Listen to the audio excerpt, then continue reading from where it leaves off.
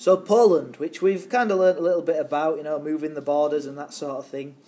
Well, the key things that I should tell you about Poland is that there was, again, some semblance of trying to compromise from Stalin, but not really, because they invited the London Poles to come and join the Provisional Government of Poland. But the leader, who I can't pronounce his name, but we're going to go for Mikolajczak, he was upset because the communists in Poland, the Communist Party, refused to hold free elections. So he resigned in protest. The reason why they wouldn't hold free elections is because they knew they'd lose, because the Polish people generally did not like the communists, definitely didn't like the Soviet Union because of the history of centuries of the Russians and the Poles fighting.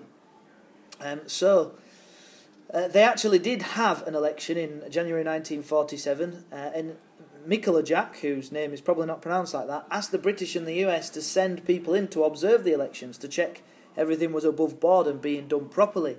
But the British and Americans wouldn't send advisors because they didn't want to upset Stalin and ramp up the tension, because they'd agreed that Poland was part of the Soviet sphere of influence. So they didn't want to get interfering too much. Through intimidation, murder, imprisonment, all sorts of things, the Communists managed to gain 394 seats in the election of 1947, compared to the Peasants' Party gaining 28.